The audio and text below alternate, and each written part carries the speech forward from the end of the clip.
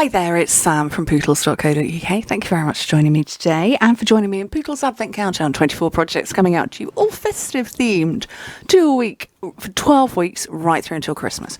And this is today's project, and this is one of my tuck and fold boxes. So you don't need any glue, you just need to tuck and fold it. And actually, I'm not going to pull this one apart because I'm never getting that ribbon back on. You'll see how to make it or how it tucks away when I make it. So this was using the snowflakes. It's not even snowflakes. It's Sweet Stockings designer series paper. Pool Party, which is one of the blue that's in there. And I'm going to use the same paper, but this time I'm using it with Old Olive. Let's see what this box looks like with different cardstock. Okay, so your cardstock you need is 11 by 6¼ inches, 28 by 16 centimetres. And I made this 4 years ago for the Pootles Advent Countdown of 2017. And it holds IKEA tea lights, 8 of them, if I remember rightly. Lots, anyway. It holds lots of them. I'm looking. It doesn't say. But yeah, 8 of them. And yeah, I thought it would be fun to make it 4 years later with new paper.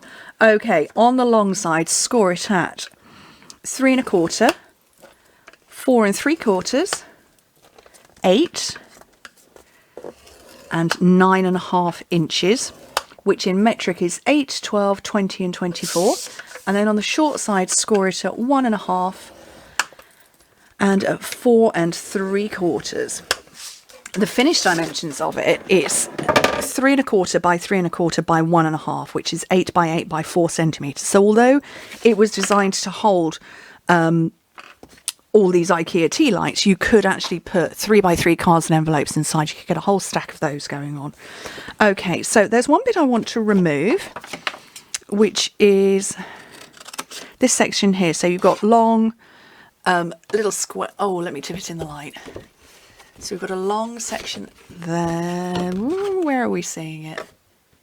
There we go. Long, square, square. I'm going to get rid of the 2 squares on those outer corners. And once you've done that, the score lines that I'm going to put in will make sense, because we have to put a couple of extras in. So that's the only cutting that we're going to do.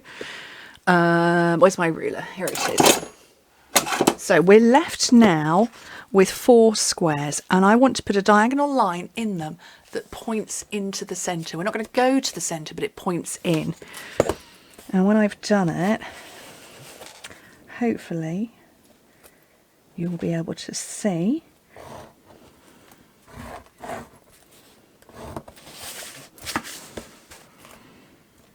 And as I said, I'm not going through to the middle.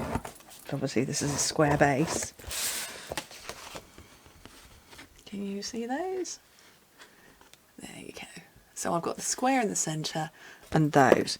Right, now we're going to burnish like crazy. And with these tuck and fold boxes, you really do have to show that cardstock who is boss. Right now, that's me.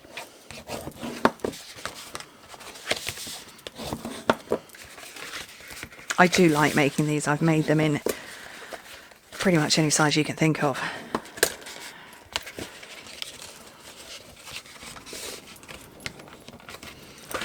I've made long ones, small ones, tiny ones, big ones. I've made them for candles, for treats, for sweets, for all sorts.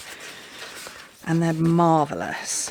Okay, now the one that you really need to pay attention to, getting the fold correct, is this one. So if I hold it over like this and you fold it in, you can see what it's naturally trying to do.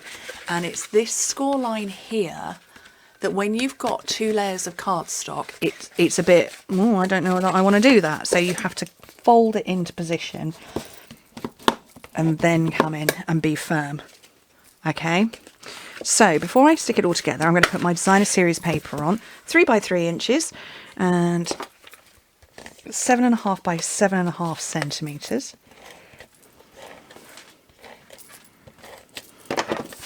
And you just pop it on that square that is the top. Okay, and final thing, this bit where I cut away round those corners. And I said in Monday's video that this is my most used punch. Wasn't lying. Okay, and so you can see what it's doing. It's pulling itself together, and when you slide those in there,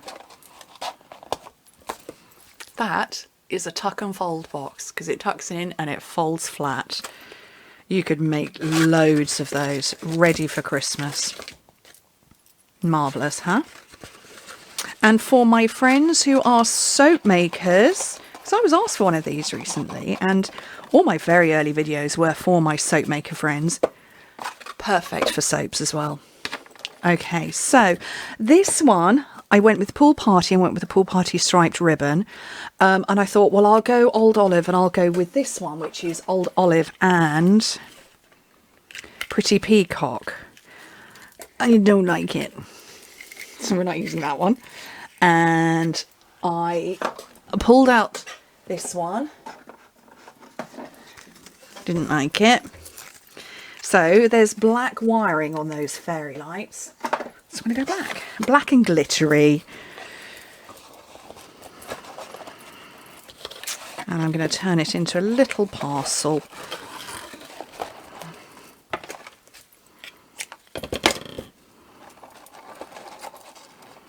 I'm going to attempt to turn it into a little parcel. I couldn't tell you how many videos I have watched on how to tie the perfect bow. I've watched those ones on how to tie a Tiffany bow for, you know, the infamous blue boxes of Tiffany jewellery. Still can't do them. Okay.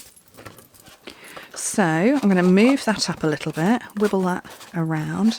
And then it's very simple. So hopefully you can see I've got just stars on there. And that's this gorgeous punch.